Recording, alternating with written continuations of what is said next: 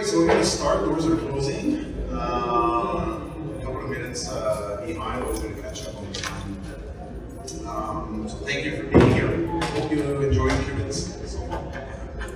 It's probably one of the top events I see in the region by far. And I've been around QBITS since the first one. And I see the way they've also great to like it. My name is Phil. I'm a solution architect based out of Montreal. I work for HPE. So I've been at HPE for, I'm going to say 10 years now. And I left 2 years. I came back. I felt home. I worked in, you could see I worked in different places. So I was on the reseller side, I was a consultant. I did a lot of storage deployment in my career. VMware background, cloud background. More years you have, more background you got. It's good or bad, depending on how you look at it. But one common theme when we were asking, when I was asked, hey, you know what, we're gonna talk about something. Hello, sir. Hello. Gentlemen, we're honored. This is Mr. Steve Leslie. If you don't know who Steve Leslie is, he's our CEO of our CEO, the CEO of QBITS. Sorry, it's old school. So we were talking about what are we going to talk about, right? The HPE is doing a lot of new things. We're changing the company. We've transformed entirely the way the company operates, and for a good thing. We're a company that restarted to invest massively into their solution, massively into their customers, massively into the market, and really address one key point of customers today that was in hybrid posture. So that's what the company did, and we're going to cover some of that. But this is a talk track about solving a problem. Right? And the common problem that we see, especially today more than ever, is how do we balance security and speed, right? And we're going to talk storage, but that could translate to all the other spheres and solutions that exist at HPE. And so how do we balance that, right? And that's pretty much what we're going to talk about. It's going to be very technical. I'm not going to have the time to cover everything, maybe to the level that you wish it to be addressed. I'm going to stay high level. If you have questions, please ask questions. If you want to know a little bit more, great. If you want to take that further down later on, I'm going to be on the 36th floor, so we could meet. We could have one-on-one, whatever you want. All right, let's get cracking. Works this way. All right. There we go. All right. So talk about so we're going to talk about cyber resilient storage infrastructure. How do we deliver both performance and protection, right? Which is that's the purpose of today's talk. One massive technology change that we've done at HPE is we've injected inside each and every one of our solutions a concept of AI. And I know AI is being used in different flavors, but think about it in the way that machine learning learns the behavior of the solution and suggests to adjust in certain way. That's how we're going to talk about it. Zero trust security, next gen agility, and we'll get some of the questions. Okay? 1, 2, no, it doesn't work, but let's do this one. All right. We're going to build this. What do we do? Right? As an organization, what do we do? Are we focusing on the security first? So we're good on security, everything else suffer, or could suffer. And that's what we're trying to do every day. Right? Say, I need to have a very strong perimeter, but I'm going to have slower performance. At some point, there is a traffic that needs to go from one place to another, and depending on the amount of level of inspection you need to do, you will be slowing down traffic. You will be slowing down an application. So is it a good posture? Right? It depends. Or the other aspect, right? Sorry if I'm, yeah, I might be in front here. Good. Yeah, so the other aspect, are we more looking at speed first, right? So are we focusing on the speed, which is great, that's what we want, depending on the application, depending on what we do. That's what we want speed, but it comes with a trade-off. And typically, it's security suffering from that, perimeter security, right? So the biggest challenge that we're facing here is we're stuck between the two. We're stuck between, I need to have security, but I need to have very, very, very efficient and very fast information transfer from application to my end user. And how do we do that? Right? So we're going to go into the details of what we do and how we do that at HPE Storage. So every solution that exists at HPE, each and every one of them, part of a big shift that we've done, everything is built with a cyber resilience concept, right? All of them. So, immutable snapshot. I don't know why it's even a discussion. This is 2025. If we don't have a way to avoid that data to be accessible, then what are we doing? Right? We need to find a way, we need to look at our solution, we need to look at our technology in a way that they have a posture that stops those ransomware. And I know backups is there, I know disaster recovery is there as well. You got some great phenomenal product and solution that exists. Everybody's trying to solve this, right? The immutability. But we're trying to solve this, we're forgetting about the foundation of what we do. If it's a storage array, or if it's a server, how about you take care of that, and then you can see where the company brings you, where the company needs to go. If it's an immutability, then we have absolutely the ability to protect the data in a way that at the core, in the foundation of our solution, we won't need to develop a PhD in backup to figure out how we're going to protect and restore our data. I'm not saying you don't need it. I'm not saying that you do not need it. I'm just saying you need to think about a whole. It's like when you build a house. You need a solid foundation. And then you can build whatever you want. You remember when they used to say in security, they used to say, the security is as strong as the weakest link. Don't make the weak link in the infrastructure.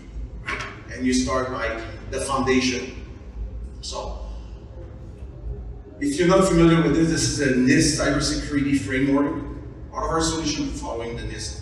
This is governmental guidance that allows us to say our technology and the solution that we're proposing to the market is tightly aligned with the NIST cybersecurity framework. Right? If we're talking with vendors, if you're talking with a manufacturer solution, and on the security aspect, he is not talking about the encryption of data arrest following the NIST, I think you should walk away. Because we're creating a gap. And again, we're in a foundation, we're building a foundation. So we need to have every layer very tightly secure individually and working together as a team. From the backup to storage. Now, we're protecting the base and we're following the NIST framework. We're good. Now we can talk about what are we going to do next, right? Now we're going to talk about how do I make sure that when I'm retrieving my data, if I need to retrieve my data for whatever it is, might be a user error, might be any, it could be a ransomware, maybe at some layer, right? How do I make sure that the data that I'm restoring is secure? How many times do we hear? Luckily, we get to meet a lot of clients, a lot of different cases, different needs. I'm always asking the question. I said, you're backing up the data, it's fantastic, it's well secured, it's great. when you restore the data, are you sure that data, when you backed it up, wasn't infected? And if you never really coded any kind of errors, it's really interesting what we could do. Not to say that I do it, right? But I did it. And it's super interesting.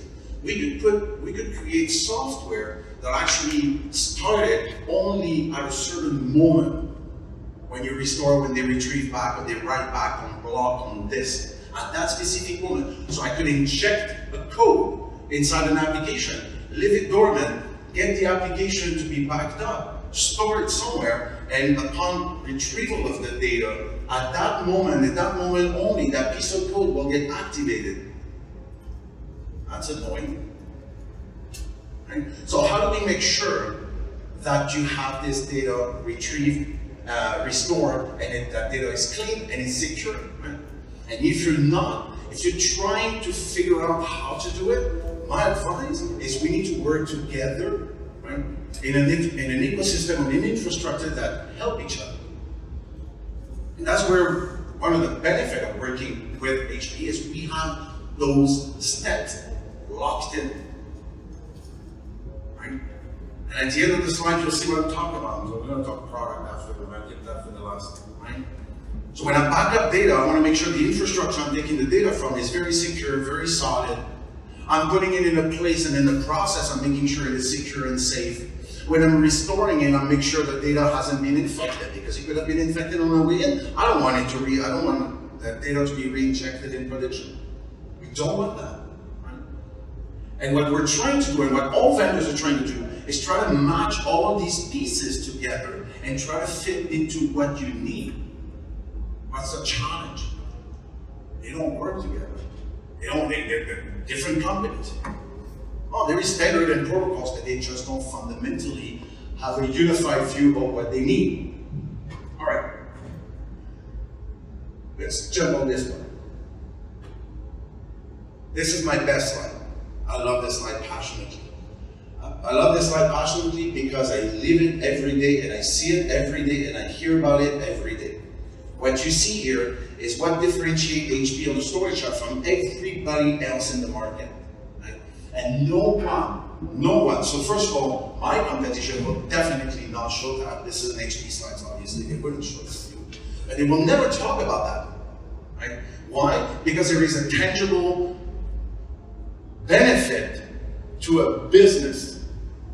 Right? And they are unable to match that. We came up, again, I said it before, we reinvested about $2 billion every year in R&D, right, in innovation. I think we came back to the company that we were back in 2010. Now, what does that for you? When you look at it, you're like, okay, great blocks, great this, great squares.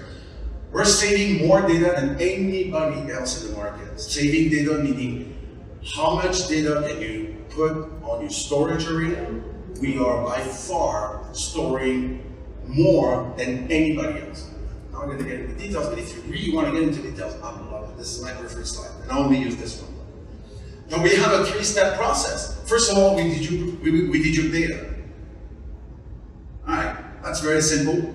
You know, 2 blocks are the same. I discard one, I keep another one. I'm saving 2 to 1. So far, so good. I'm compressing the data, so whatever data that I had deduped, I'm trying to make it smaller. Now the last part of it, this is where it becomes extremely interesting to talk HPE and to show just that last number 4, where data packing, nobody does that. Why? Because this is our proprietary technology. And the way we're doing is we're minimizing the data footprint. We're shrinking the data in a way that it takes a lot less space. Now, there is some space in between the blocks. This is where we're going to do a collision between the blocks and find a way to spread the data at a 4K chunk length. Right? And if you want to talk about this, we could come on the 36th floor. It's extremely, so the benefit for you is less storage, faster, more efficient. We got it, right? We talk about this. I'm trying to go a little fast to make sure we're catching up on time. Another great differentiator. I'm passionate about HPE. I'm an employee, gotta be passionate, right? But fundamentally at the core, I am passionate in what they do. I think they understood what the customer needs, what the business wants, and how do we address that and package that in a way that we give insightful vision of what's going on in the infrastructure to each and every one of our customers. The way we do that, the product, it doesn't cost anything. When you buy a storage, when you buy technology at HPE, that technology called InfoSight, it comes with the package. It gives access to AI ops. Yeah, it's written there. So AI ops. So what is this? Right? I would say back in the day, this InfoSight comes from an acquisition. We acquired a company named Nimble, called Nimble at the time. We made it a product, Nimble. And Nimble, they didn't have better hard drive than anybody else. They didn't have any better controllers. They didn't have any better cable. They're a storage company. What they were doing fundamentally is store data in a very efficient way. Now, what they had was unique. They had InfoSight. Right? And InfoSight was telling clients, if you keep using your array this way, you will be full on October 17th. Right? Or you have two VMs that are sitting in the same LAN, one is causing noise to the other, we suggest to move it to the LAN. When I say we, it's on the portal you were logging in, that's the advice that you get. Right? There is a bottleneck. This virtual machine is suffering, this application is suffering from performance bottleneck. This bottleneck comes from the network. How do they know that? Right? So this tool that comes actually with everyone, no cost, must be cost somewhere, but it's blended in the price. Right? There's not a line item. It comes with every solution that you have. This is your best tool. It tells you what to do, when to do it, why to do it, all the time, non-stop, 7/24. Right? InfoSight. And again, if you look at the market, please ask any vendor you talk to, do you have something AI-driven, machine learning-driven? This is not a monitoring tool. This is a proactive, AI-driven, machine learning solution that comes with everyone, with every other solution that HPE offers. All right. Talk about this, talk about security, right? And keep in mind, all these technologies, these are security, these are cybersecurity, cyber resilience, cybersecurity posture. They are not making the application or data suffer. We saw that we store more data in a better way, faster, and there is no speed or security trade-off. They're both combined, right? And if you have or the need to understand what's going on, then we have that InfoSight tool that comes with it and say, oh, you're good, and you will have sustainable metrics and performance. What's the benefit of it? The company, the organization, your customers won't suffer of slow transaction, drop transaction, lost transaction. You will know ahead of time if something is wrong in the infrastructure. On the other hand, at the hardware level, things like silicon root of trust. It might be a silly word, right? But I do think that this is the most important element of security on the hardware side. Silicon root of trust is an HPE proprietary chipset that sits on our solution that actually runs and validates that the code running in the firmware hasn't been altered. Right? It is not a line item, it comes with every one of them. Now, why is the difference between an HPE solution and the competition? What's the difference? This is our stuff. It's a chipset. It's not a card, it's not a software, right? It's not a PCI card, no CP card. It's a chipset directly on the solution that monitors BIOS firmware to make sure it hasn't been altered. When you're looking for security, how do you know? And again, maybe you don't care, maybe you do care. That's what's important to know. But it comes with it. If you are interested in this kind of level of security, and you're looking at acquiring a technology that comes from anywhere in the world, what tells you that the solution you require hasn't been infected or injected by anything on the way to your business. The Silicon Rule of Trust will do. And if something gets altered, if you deploy 10, 20, 100, 200, or just 5 servers, if they all shut down at the same time, is that a problem because the firmware was altered? Yeah. What can he do? What can he do? He could detect, correct, and reset the firmware to the right step it was, at the right level. What's the benefit? No downtime. There's no license. It's part of it. You know. Okay, trying to go fast here. Zero trust architecture. Definitely, we have to address the zero trust architecture. I'm on time. Fine. Is it 11:10, right? Yep. Okay. So the zero architecture across stack. Yes. Security. Every one of our solution is locked in step in security process. RBAC is part of every one of our solution. It's embedded. You cannot not do it. We're going to move away from this one. I want to talk about this quickly. This is GreenLake, right? The company said, our CEO said, as of 2022, everything at HPE will be purchased through subscription, like in the cloud, right? Why? Well, we had to do that because the cloud wasn't being our install base.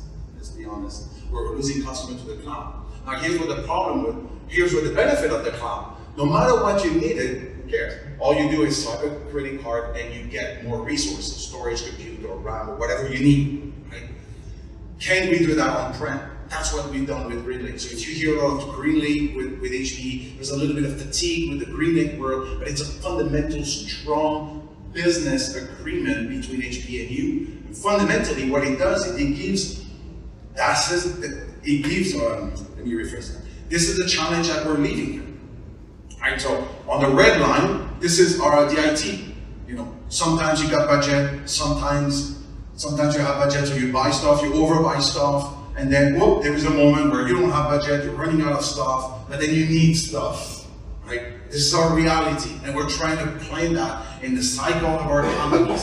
How are we going to do that? This is how the GreenLake model comes and helps clients. There's no red section. Why are we doing that? Fundamentally, because we cannot predict the way the business will grow, the business will operate, and what is the need of the business. So what about, like in the cloud, I'm telling you in your data center, your requirement, I will give it to you, it's going to be in your data center, but I'm going to give you an extra 20% buffer, right, all the time. And if you chew in that 20% buffer, we're going to replace it with whatever you just chew on. And by the way, if you don't want to use it anymore, that's okay, you could just push it back, stop using it, we're not going to be charged on it. Right? What's the benefit of that?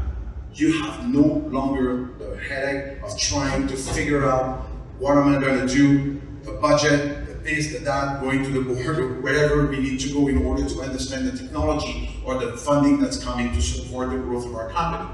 What we talked about today, among all the technology, is this technology here. This is the new Alletra MP. Build this one. And again, as you can see on the top right corner, the HPE GreenLake platform, every one of our technology is following this model of GreenLake, where yes, today you could buy an array, you could buy a storage array at HPE, and if you only need 60 terabyte, and you don't know about the growth, we won't tell you you're going to need to buy 100. We will tell you, we will give you 60 terabyte, we're going to give you the buffer of 40 terabyte. If you use it, you'll be charged for it. But if you don't use it, you don't have to use it. It's always going to be there. And you're not going to be charged for it. Right? We're gonna be short on the question side. I think I'm going to be on the 36th floor. It's a good slide because behind this technology and the Alletra MP, this is a fundamental shift in the way that storage array have been thought in the last 10, 20 years. Right? Every storage array, every vendor that exists out there have the same architecture. It's a box with controllers with a tight relationship between the controllers and the disk. If you choose one, you impact the other. If you choose the other, you impact the one. Right? The way we've done it, this is a revolution, by the way. There is no one And very, very loudly I'm saying it. There is no one that has that. It's called a disaggregated architecture. So if you're a little bit more familiar with the storage world, you have controllers and this, everyone is completely independent from one another. So you can change capacity without having to be a PhD in storage. You add capacity, you remove capacity, you change a controller, you remove a controller without having to do downtime, without having to plan for it. It's a live, disaggregated architecture. We're the only one. There's nobody else. Nobody else. We've got some success stories. So there is, I'm done.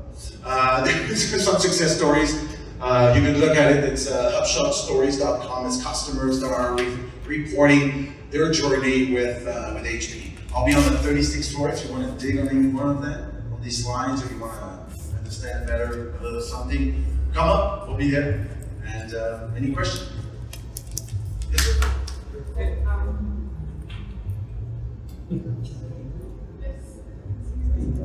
Good. Thank you. My name is Kazim. I am the IT manager for the Ainsley over there in Nevada. So my question is on the AI, the influence. So in as much as I kind of embrace it, I'm also very careful how it's being used. My question is, how actually the AI ops is embedded in those devices or things. Yeah. So the way that it works is we're connecting to all the telemetry probes that exist on each and every one of our arrays. And we're collecting this telemetry, just the telemetry, not your data, right? So the telemetry, speed, and we have a plugin that plugs into a VMware and other hypervisors, right? And what we do is we take those matrix and we compare it, telemetry, against all the other arrays that look like yours in the world. 187,000 array collaborating with each other. And this is how we're able to say, be careful of this. This is not working well. You have a performance bottleneck here. So by confronting those data, this information, we're able to give that. And it's machine learning driven. That answers the main question I was to ask. That's okay. That's it. And then we just deploy that our sites, the Electra. Back in December, and it's still working. Oh yeah. But this you don't have to deploy it, by the way. InfoSign, it's ready. That's what I'm asking. Yeah, it's not. It was part of the package. So now that I know. Yeah. It's a personal website that you have, and you access it, and it goes by the serial number of your array, and it's focused on what you have. Good. Thank you. Okay, guys, 36th floor. If you want to take for the now, thank you very much. Steve, thank you great honor.